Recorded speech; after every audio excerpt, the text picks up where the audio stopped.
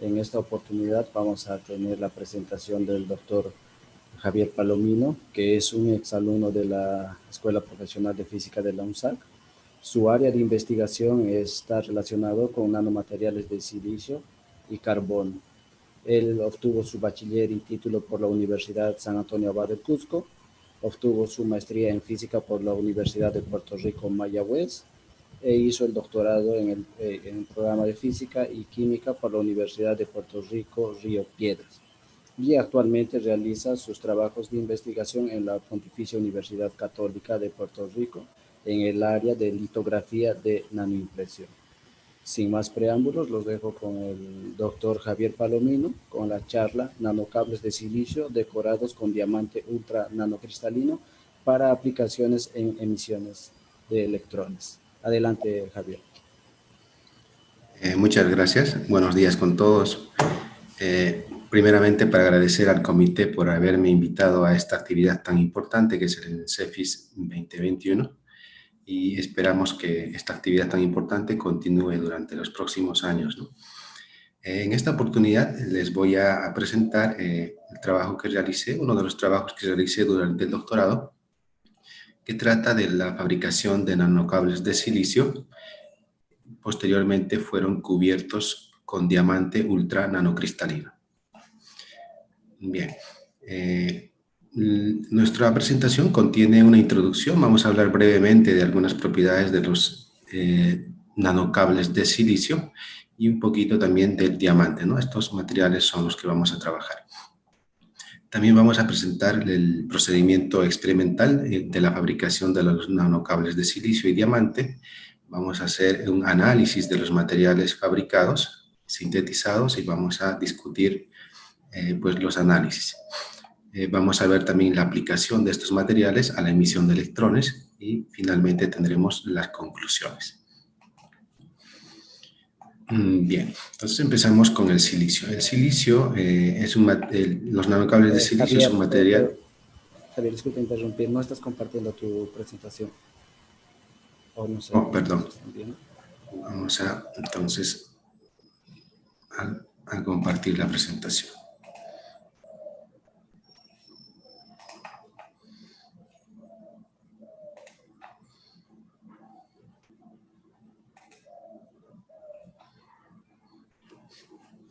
Ahora sí pueden observar la presentación.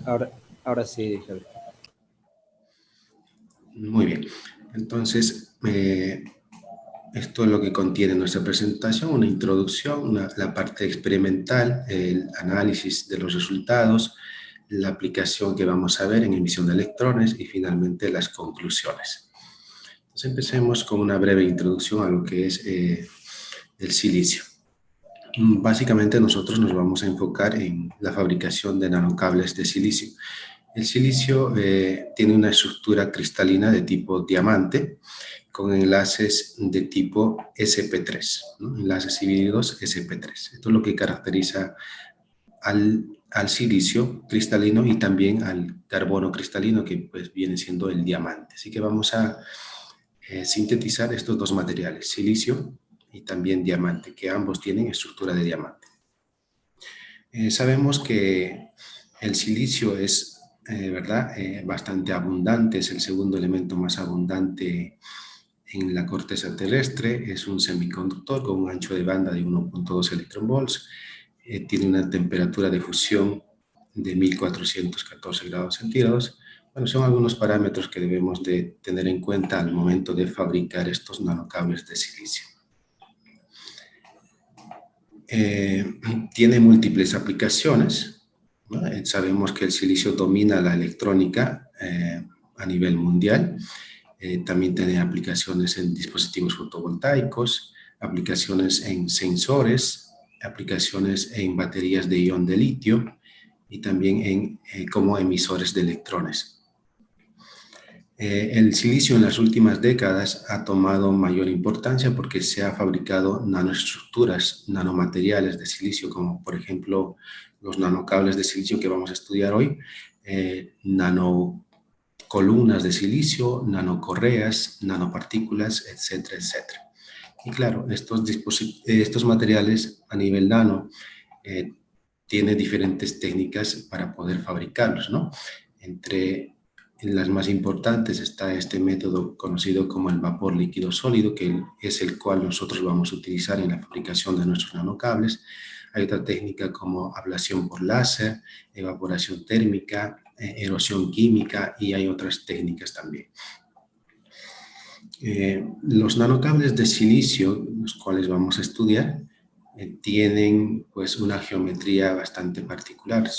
Tienen unos radios de alrededor de 100 nanómetros, 200 nanómetros, pero de longitud tiene algunos cuantos micrómetros. Así que por esa geometría que tiene estos nanocables de silicio, tiene esa facilidad para poder emitir electrones, ¿no? Sabemos que los materiales puntiagudos pues tienen facilidad de emisión de electrones. Así que vamos a utilizar esa propiedad en nuestros nanocables de silicio. Su geometría, como dijimos, ya facilita la emisión de electrones, pero en adición a ello, para poder mejorar aún más la emisión de electrones de estos nanocables de silicio, se han hecho algunas modificaciones, ¿no? Hay muchos autores que modificaron la superficie del silicio utilizando plasma de hidrógeno, modificaciones como níquel, trataron de implantar también níquel, hicieron cubiertas o cubrieron el nanocable con óxido de iridio o con oro. En nuestro caso, nosotros vamos a cubrir nuestro nanocable de silicio con diamante, pero granitos de diamante muy pequeños. De esa forma vamos a buscar mejorar la emisión de electrones de estos nanocables de silicio. Entonces hablemos un poco de lo que es el diamante. El diamante, como todos sabemos, es un cristal precioso que tiene un valor en el mercado, pero además de ello ofrece propiedades físicas bastante atractivas, como por ejemplo la biocompatibilidad. Es decir, si nosotros ingerimos diamante, este diamante pues no resulta tóxico para el tejido humano, así que podríamos utilizarlo como un medio para transportar medicamento a ciertas zonas del cuerpo sin que esto implique toxicidad. También tiene propiedades tribológicas, que quiere decir que, por ejemplo, en engranajes que están en constante fricción, pues estos se van degradando, ¿no? Con el tiempo por la fricción, se van desgastando. Pero si nosotros logramos cubrir estos materiales con diamante, pues evitamos ese desgaste tan rápido. Y actualmente ya existen herramientas, por ejemplo, las puntas de los taladros, que están cubiertos de diamante, justamente para darle mayor duración. También tiene propiedades antiadherentes, así que vamos a ver diamante también en la cocina. También el diamante goza de esta propiedad de alta conductividad térmica, es decir, podríamos utilizar diamante para disipar el calor intenso que se produce en los microprocesadores. En lugar de utilizar un ventilador, podríamos utilizar diamante para disipar con facilidad el calor producido en estos microprocesadores. También se utiliza diamante en algunas puntas en la microscopía de fuerza atómica. Estas puntas lo que hacen es barren una muestra y van generando imagen. Claro, con el tiempo estas puntas se van desgastando y pues se quiebran, así que hay que comprar otra punta. Pero si logramos cubrir estas puntas con diamante, tendríamos mayor durabilidad. En adición a eso, tenemos que el diamante goza de esta otra propiedad, que es la afinidad electrónica negativa, es decir, tiene esta capacidad de atraer electrones y poder emitirlos. Así que el diamante también es atractivo cuando se trata de emisores de esta configuración, ¿no? Son como triángulos, como pirámides con punta, que tienen la capacidad de emitir electrones. Pero cuando emitimos electrones se produce un incremento de temperatura. Así que el material se va a calentar y si estos materiales pues no disipan ese calor producido durante la emisión, pues se va degradando. Así que lo que se busca es cubrir estos materiales con diamante. El diamante va a poder disipar esa energía térmica y le va a dar mayor durabilidad. Y claro, entonces este tipo de configuración a nivel nanoscópica lo podemos utilizar muy bien para la fabricación de pantallas, de televisores, de computadoras, celulares, etc. Pero es complicado fabricar diamante. Veamos. El diamante está compuesto básicamente de átomos de carbono. Son átomos de carbono que están en una estructura cristalina de tipo diamante, ¿no? Es un cubo con átomos centrados en sus caras y con algunos átomos de carbono entre medio. También tiene enlace de tipo sp3, muy similar al del silicio. Fabricar diamante pues se puede fabricar cuando se somete a los átomos de carbono a altas presiones y también a temperaturas altas. En esas condiciones se puede sintetizar diamante, y eso es lo que ocurre en el interior del planeta, ¿no? Tenemos presiones elevadas, temperaturas elevadas, y en el interior estamos, pues, de forma natural fabricando diamante. De forma artificial, sí, también lo podemos hacer, siempre y cuando tengamos estas condiciones de presión alta, temperatura alta. Podemos utilizar algún tipo de catalizador también para reducir la presión y la temperatura, o también podemos utilizar explosiones para poder fabricar diamante. En los últimos años se ha descubierto una nueva técnica llamada la deposición de vapor químico, es decir, se utiliza carbón en estado gaseoso para poder fabricar diamante. Y esto se logra a presiones bajas y a temperaturas bajas, ¿no? Y bajo estas condiciones tenemos o sintetizamos diamante metaestable. Quiere decir casi estable, porque el diamante con algún tipo de interacción externa pues se puede transformar en grafito, que es el estado preferencial a estas condiciones de presión y temperatura. Bueno, nosotros vamos a justamente utilizar esta técnica de deposición de vapor químico para poder fabricar diamante. Pero cuando se fabrica diamante en estas condiciones, también el diamante viene acompañado de grandes cantidades de grafito y también de carbono amorfo. Ok. En adición, para poder fabricar diamante se utiliza la técnica de semillas. Hay que poder sembrar semillas para poder crecer diamante. Usualmente, si queremos crecer diamante, lo que se hace es se coge un material de soporte, un substrato sobre el cual queremos crecer diamante. Así que debemos implantar semillas de diamante en ese soporte, en ese substrato. Entonces, lo que se hace es se coge partículas de diamante a nivel nanoscópico y se empieza a friccionar contra el soporte.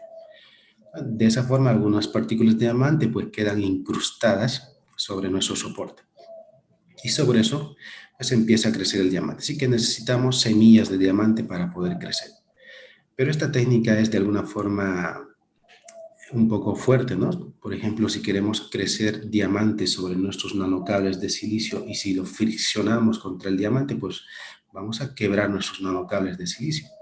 Entonces debemos de pensar en otra técnica. La técnica que no es abrasiva y es amigable con nuestros nanocables es utilizar polímeros saturados. Básicamente una cadena de carbono con átomos de hidrógeno. Utilizando este tipo de polímeros, los cuales lo podemos encontrar en la parafina, en la cera de una vela, pudimos crecer diamantes sobre nuestros nanocables de silicio. Entonces, eso es lo que les voy a presentar ahora. Hasta aquí vimos una parte un tanto general de qué es el diamante, qué es el silicio. Ahora vamos al trabajo que se realizó durante mis estudios doctorales. Este trabajo está publicado en esta revista, lo pueden descargar de forma gratuita, está abierta al público. Entonces empezamos con la fabricación de los nanocables de silicio. ¿Okay? Esto es bastante sencillo, fabricar nanocables de silicio. Lo que necesitamos es un equipo, un horno, básicamente un horno de forma tubular, en el cual vamos a colocar nuestro sustrato de cobre, nuestro soporte, sobre el cual nosotros vamos a crecer en los nanocables de silicio. Pero este sustrato de cobre tiene que estar cubierto por una capa muy finita de oro. Entonces, la pregunta viene, ¿no? ¿Por qué utilizamos oro? Pues el oro es un material que tiene la capacidad de absorber silicio en forma de vapor. Entonces, para eso vamos a utilizar el oro, ¿no? Para absorber silicio. El silicio va a venir por aquí. Debido a la temperatura elevada, pues el silicio se va a evaporar. Va a viajar a través de una corriente de argón, porque estamos suministrando argón, así que tenemos un flujo de argón que va a arrastrar el vapor de silicio y lo va a llevar hacia nuestro substrato. Entonces, el oro va a jugar el rol de absorber esos átomos de silicio y los va a detener para poder crecer los nanocables de silicio. ¿Okay? Así que tenemos un sustrato de cobre cubierto con oro. Bien, ya les mencioné que tenemos un flujo de arco con un flujo de 100 centímetros cúbicos por minuto. Tenemos nuestra fuente de silicio aquí en un contenedor de alúmina. El silicio está acompañado de grafito. La razón por la cual acompañamos con grafito es porque el silicio, al exponerse al ambiente, se oxida fácilmente. Así que si colocamos silicio puro y lo exponemos a la atmósfera, el silicio crea una capita de óxido de silicio. Así que para remover esa capa de óxido de silicio, pues utilizamos grafito. El grafito a estas temperaturas actúa con el óxido, formando CO2, así que removemos de esa forma el óxido que tenemos en el silicio. Aquí tenemos polvo de silicio, no tenemos silicio en forma de gas. Algunos autores utilizan silano, que es una forma de silicio en forma gaseosa, ¿no? Son átomos de silicio que están rodeados por átomos de hidrógeno. Pero el silano es peligroso, así que mejor utilizamos polvo de silicio. Muy bien, pues a esta temperatura el silicio, el grafito interactúa con el silicio removiéndole el óxido, claro, no lo remueve del todo, y también logra evaporarse, ¿no? El silicio, cuando hablamos de materiales a nivel nanoscópico, las temperaturas pues decrecen. Habíamos mencionado que la temperatura de fusión del silicio es de 1400 y aquí tan solo estamos utilizando 1050. Pues sí, las propiedades físicas de los materiales cuando hablamos a niveles nanoscópicos van cambiando, ¿no? Y entre esas está la temperatura. Así que esta temperatura de 1050 es suficiente para evaporar el silicio. Entonces aquí ya tenemos vapor de silicio, el argón arrastra este vapor de silicio, lo lleva hacia nuestro sustrato de cobre y aquí es donde crece. El sustrato de cobre es que se mantiene a una temperatura de 950 grados centígrados. También hay otros parámetros que tenemos que tener cuidado en nuestro experimento, es la presión. La presión que mantenemos en este reactor es de 100 militors y el proceso de crecimiento dura aproximadamente 3 horas. En esto que es experimental hay que tener mucho cuidado con los parámetros, porque algún cambio mínimo pues nos daña el experimento, ¿no? Y luego observamos y no ha crecido los nanocables de silicio, así que hay que tener mucho cuidado y claro, hay que también estar seguros de que nuestros instrumentos de medida están funcionando correctamente. Ok, entonces aquí les presento el mecanismo de crecimiento de los nanocables. ¿Sí? Aquí tenemos el sustrato de cobre que está cubierto con oro, ¿no? Entonces aquí todavía está a temperatura ambiente. Al calentar este sustrato, el oro se funde, ¿no? Y empieza a formar algunas gotas a nivel nanoscópico, unas gotitas bien pequeñas de diámetro 100, 200 nanómetros. Entonces luego le llega el vapor de silicio. Estos son bastante solubles en las gotitas de oro, así que el oro absorbe esos átomos de silicio como si fuera una esponja, las absorbe hasta que alcanza una supersaturación, es decir, ya no puede absorber más, y entonces lo expulsa estos átomos de silicio y dependiendo de la forma de la gota, pues estos átomos se expulsan hacia abajo. ¿Okay? Así que al cabo de un tiempo vamos a ver por debajo de la gota un pequeño disco, un disco porque mantiene la forma de la gota, un pequeño disco de silicio. Claro, el silicio nuevamente llega a la gota de oro, nuevamente la absorbe y lo expulsa hacia abajo. Así que ahora tenemos una segunda línea de átomos de silicio. El proceso continúa sucesivamente y vamos formando el nanocable de silicio, ¿no? Y el oro pues se mantiene siempre en la parte superior del nanocable. Este oro es nuestro catalizador, el que absorbe los átomos de silicio y lo va expulsando hacia abajo. Tenemos algunas imágenes de este proceso de crecimiento, ¿no? Aquí tenemos el oro, luego tenemos ya el nanocable empezando su crecimiento. Aquí lo tenemos un poquito más grande y aquí ya tenemos el nanocable de silicio bastante crecido. Bien, entonces ya tenemos el nanocable de silicio. Ahora necesitamos, para mejorarle sus propiedades de emisión de electrones, necesitamos cubrirlo de diamante, ¿no? Sabemos que el diamante tiene buenas propiedades, así que vamos a crecer diamante sobre los nanocables de silicio. Para crecer diamante necesitamos otro equipo. En este caso, esta es una cámara de forma cilíndrica.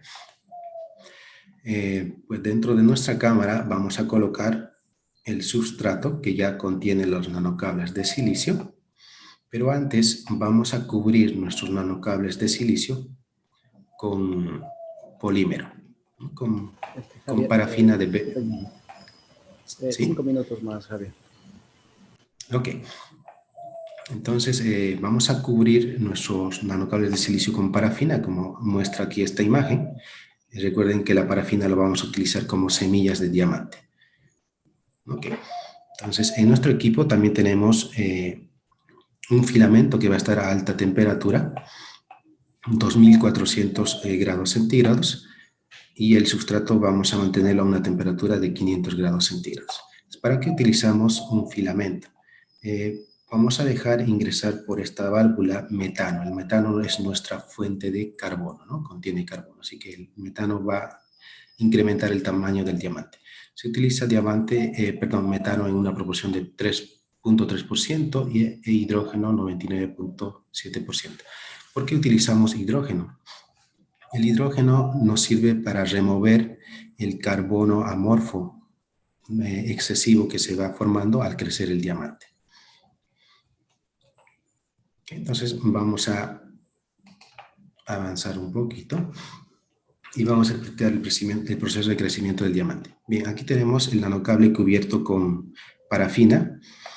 Calentamos y al calentarlo, pues esta parafina, este polímero, se empieza a formar enlaces de tipo sp3. Y esto es característico del diamante, ¿no? El diamante tiene enlaces sp3.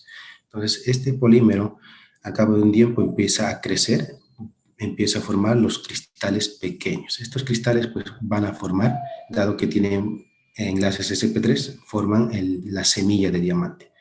Así que aquí ya tenemos semilla de diamante, dejamos pasar el metano se rompe gracias a este filamento que está a alta temperatura, así que la molécula se rompe y ya tenemos carbono disponible.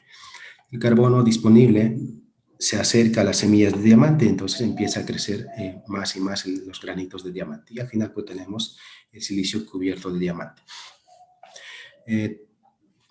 Ahora necesitamos caracterizar nuestras muestras, ¿no? Así que utilizamos espectroscopía de Raman. En la espectroscopía Raman pudimos observar un pico bastante significativo, que esto es característico de la presencia de silicio cristalino. Y también pudimos ver dos bandas, la banda G y la banda D, que corresponden al carbono. La banda G corresponde al grafito y la banda D corresponde al carbono amorfo. No podemos ver el pico correspondiente al diamante, así que vamos a otra técnica. Utilizamos microscopía electrónica, donde podemos ver el silicio crecido y luego el silicio cubierto de diamante. También utilizamos microscopía electrónica de transmisión para ver en más detalle nuestros nanocables de silicio. Pudimos ver también el espaciamiento de los planos 111 para el silicio .31, y pues este valor justamente concuerda con los valores de la literatura. Y también vimos el espaciamiento entre los planos 111 para esta zona, para la zona oscura que representa el diamante. Si vemos en la literatura vamos a ver que esto corresponde al diamante.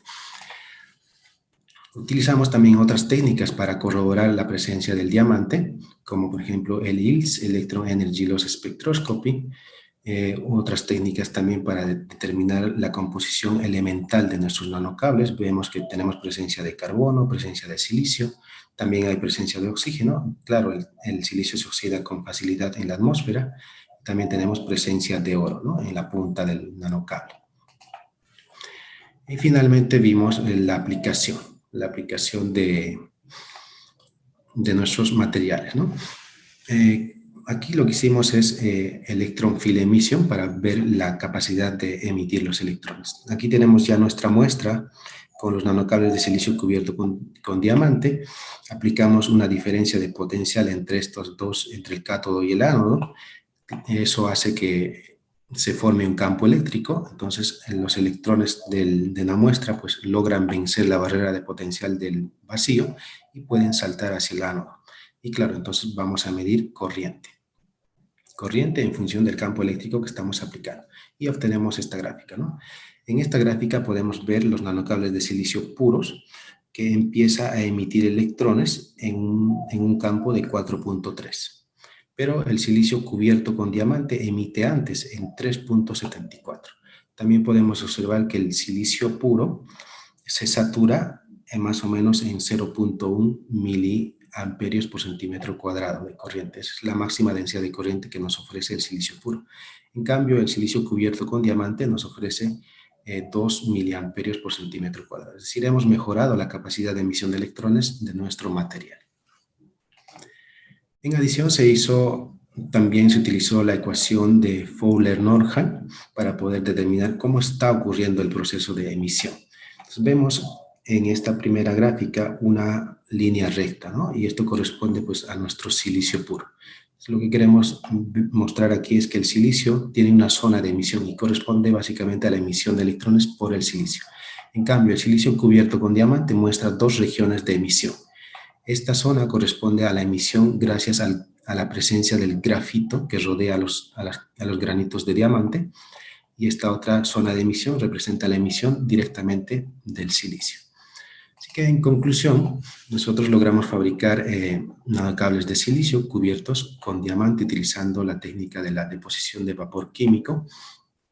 Pudimos hacer el análisis y mostramos que los granitos de diamante están en el rango de 5 a 10 nanómetros, y también demostramos que las capacidades de emisión de electrones mejoraron significativamente respecto de los nanocables de silicio puros, gracias a la presencia del carbón sp2 del grafito y también gracias a la geometría de los nanocables del silicio, ¿no? Que son bastante alargados y puntiagudos. Bueno, gracias por su atención. Muchas gracias, Javier, por tu excelente presentación. Y ahora vamos a dar pase a la sesión de preguntas. Y entonces esperamos preguntas del público o de los panelistas. Aquí, Freddy, por favor. Ok. Estimado Javier, una consulta. Sí, con todo gusto. Okay. La síntesis veo que es, o me parece que es algo costoso utilizar oro, utilizar nanodiamantes, ¿no? No se vio una opción de utilizar, por ejemplo, o recubrir con grafeno, porque el grafeno también es más resistente incluso que el diamante y tiene una mayor conductividad térmica y eléctrica, ¿no? Sí, hemos visto esa posibilidad. De hecho, tenemos un compañero que trabaja con grafeno, pero actualmente la fabricación de grafeno es bastante complicado, dado que se trata de una sola capa de átomos de carbono. Entonces, todavía está en proceso de poder desarrollarse esa técnica de fabricación de grafeno. Ok, gracias.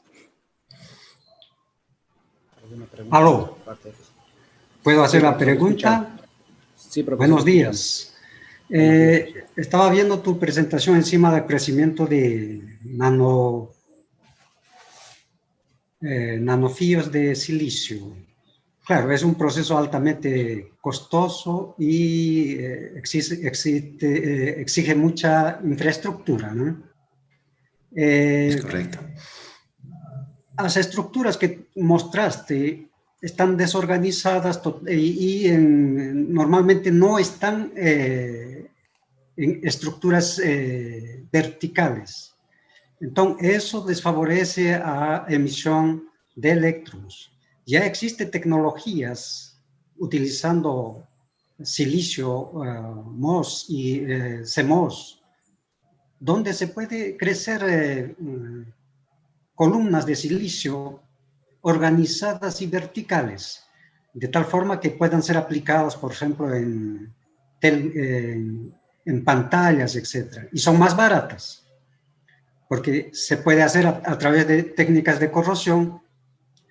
En ese sentido, entonces, yo pregunto, ¿cuál es el comparativo